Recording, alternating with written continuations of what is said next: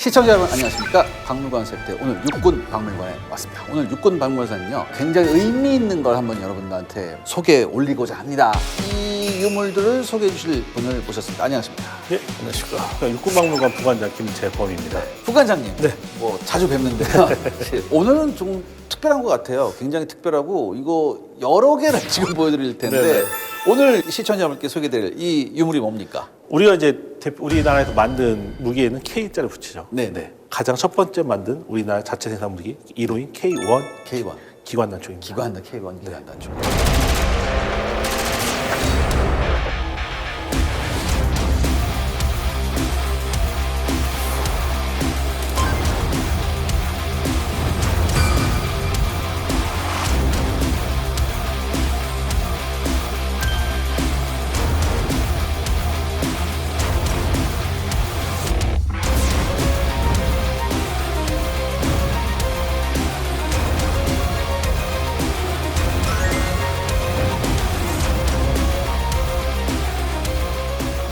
K1 기관단총의 시제품들이 지금 앞에 나와 네, 있습니다. 맞습니다. 시제품들인데 굉장히 보기 힘듭니다, 여러분들. 저도 K1 기관단총의 시제품을 이렇게 보면서 만질 수 있는 기회가 없었어요. 네네. 근데 여기 육군박물관에 온 덕분에 제가 지금 만질 수 있는데 지금 초기형에서 한 3가지 정도 있는데요. 일단은 각각 어떤 애들인지 한번 말씀해 주실까요? 예, 이게 우리가 이제 K1 기관단총 만들기 위해 만든 네. 시제품인데요. 이거 만든 데는 우리 국방과학연구소 ADD에서 만들었습니다. 아, 네. 예. 이게 제 첫 번째 시제품인 XBS-1. 지금이야 이제 K1 경기관단총 네. 기관단총 쓰긴 하지만 그 네. 당시 그 네임은 코드가, XBS 코드가 XBS-1이 원. 있었는데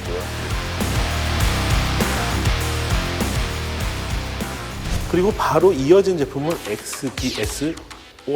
1A. 아, 1.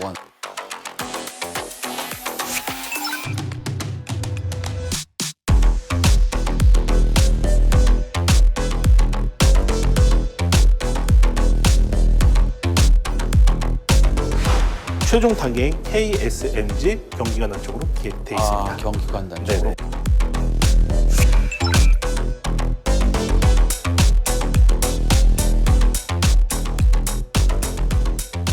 그럼 이제 뭐 이렇게 말하는 것보다 일단 제가 직접 한번 들어보면서 디테일 바로 살펴볼게요. 네네. 이제 먼저 XBS-1 이걸 한번 보겠습니다. 오늘 보겠는데 물론 그 K1 기관단총의 실루엣은 보이지만 그래도 좀 낯설어요. 굉장히 낯설고 왜냐하면 일단 장전 손잡이가 이 총열 몽통 위에 있습니다.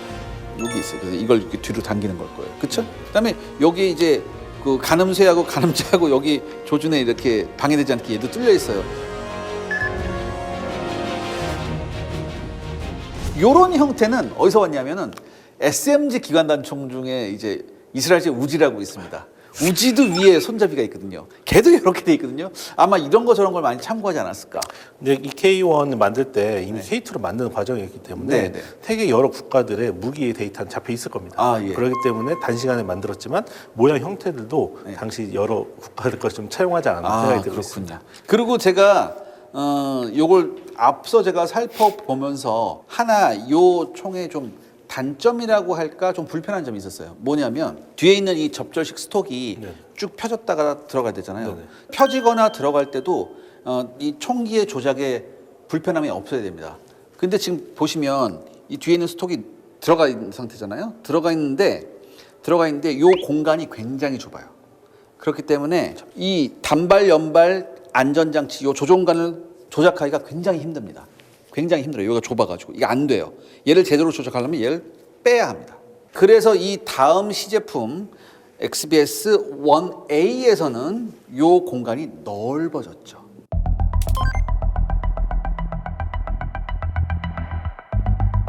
넓어진 게 보이시죠? 넓어졌기 때문에 이 스토크가 안에 들어간 상태에서도 이 조종관을 충분히 움직일 수 있습니다. 아마 이런 시행착오가 계속해서 나타나는 것 같아요. 그래서 그걸 보완하고 그렇죠? 하지만 이 XBS-1A에서도 아직까지 이 총열 위에 장전 손잡이가 있고요. 이 장전 손잡이에 조준할 수 있는 이 가늠쇠도 앞에 거에 비해서 여러분 보시면 가늠사의 이게 넓어졌습니다.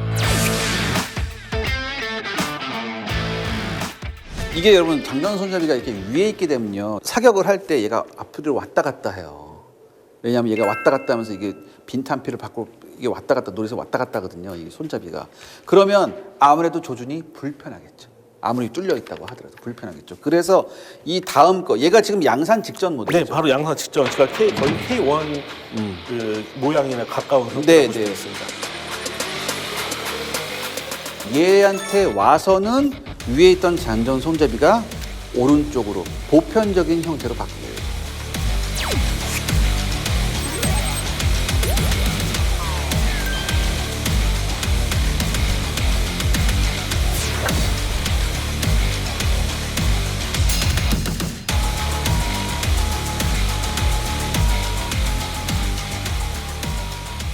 자, 근데 제가 보니까 특히 이게 소형기가 좀 제가 눈길이 가는데요. 가장 첫 번째 소형기는 좀 그럴듯합니다. 네. 그럴듯하거든요. 얘부터 갑자기 나팔형으로 변했어요.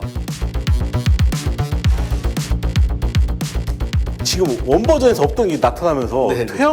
퇴형하는 모습을 보여주고 있습니다.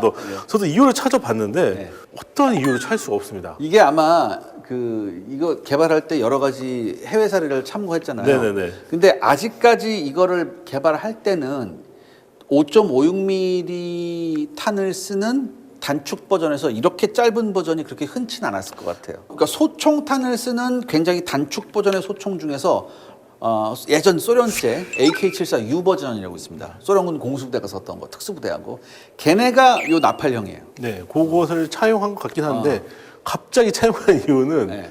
아무리 찾아봐도 근거는 없습니다. 그렇죠. 그러니까 혹시나 ADT 쪽에서 이거 개발하셨던 분이 이걸 보신다면 요 나팔형 소형기를 장착한 이유를 말씀해 주시면 정말 고맙겠습니다. 그 다음에 이제 이게 양산형이잖아요. 네. 양산형인데 얘는 보면은 지금의 K1하고 거의 흡사합니다. 네네. 거의 뭐 이질감이 거의 없어요.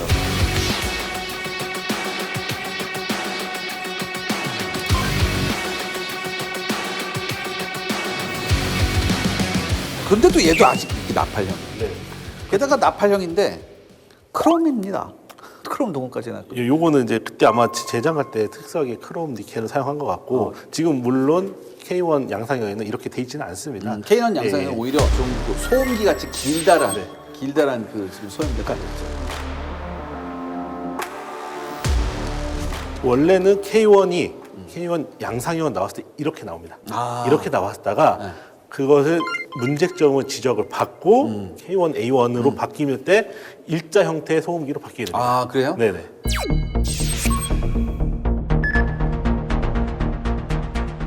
그럼 얘가 분명히 문제가 있었다는 얘기예요. 우선은 여러 가지 이제 이걸 특수부대원들한테 우선 자주 조사를 했는데 우선은 모양 자체가 이렇기 때문에 빛이 많이 번진다. 아, 빛이. 네, 야간 작전을 할 때 소음기에서 낙하 형태에서 빛이 퍼지면서 오히려 그런 불편이 있었다고 되어 있습니다. 그러니까 이게 아마 화염이 굉장히 많이 날 거예요. 네네네. 그렇기 때문에 그러면 조준하기 굉장히 힘듭니다, 사실. 근데 저는 K1을 보면서 물론 지금은 개량이 됐지만 네. K1을 보면서 가장 큰 아쉬움이 뭐였냐면 이 철사 같은 스토크 지지대 왜 이렇게 했을까? 잘 떨어지죠. 굉장히 그래서 지지도 잘 되나? 뭐 그런 생각도 좀 많이 들고 그랬었어요. 네. 그다음에 제가 또 이제 디테일을 보니까 이제 극초기형 이 SBS 1 같은 경우에는 핸드가드라고 하죠. 이 네네. 핸드가드 부분도 굉장히 작게 만들어놨었어요. 편의성 때문에 이 핸드가드도 좀 작게 만들었는데 오히려 이 핸드가드를 너무 작게 만들면 우리가 80년대 이거 쓰던 당시에는 아직 전술 장갑이 그렇게 흔치가 않았잖아요. 그래서 어쩔 수 없이 맨손으로 잡아야 되는데 이 맨손으로 잡았을 때 굉장히 위험합니다. 더군다나 얘는 뭐예요? 그 장전 손잡이까지 왔다 갔다 하잖아요. 손 다칠 수가 있습니다. 이거는 프로토타입이니까 이렇게 했다가 두 번째 프로토타입에서는 이걸 좀 보강한 것 같아요. 보강을 조금 했지만 그래도 핸드가드가 굉장히 작습니다. 핸드가 작아서 얘도 잘못 잡았다가는 손가락이 다칠 수가 있죠. 그래서 여러 가지를 고려해서 아마 최종 양산형 직전에는 기존보다 굉장히 두툼하게 만든 것 같습니다.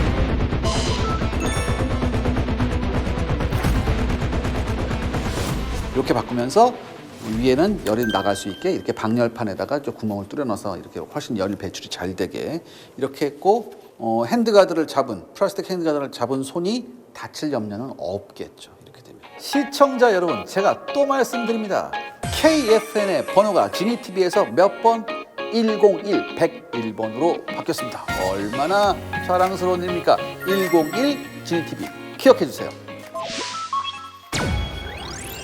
자, 그리고 여러분들 제가 하나 소식을 전할 게 있습니다. 뭐냐면은 우리 박물관 색대 그동안 많이 사랑해 주셨는데 일단 박물관 색대 시즌 1은 여기서 끝을 맺습니다. 저희가 약간의 휴식 시간을 가진 다음에 시즌 2부터는요 생생한 녀석들을 시청자 여러분께 소개해 올리겠습니다. 여러분 조금만 기다려 주십시오. 그리고 이렇게 저희가 박물관을 돌아다니면서 오늘 이렇게 부관장님 같은 이런 분들이 오셔서 굉장히 많이 도와주셨거든요. 제가 이 자리를 빌어서 저희 박물관 색대 도와주신 여러 박물관 관계자들께 다시 한번 감사드리겠습니다. 감사드립니다. 자, 오늘 박물관 색대 마지막 수색이었습니다. 수색 완료했습니다.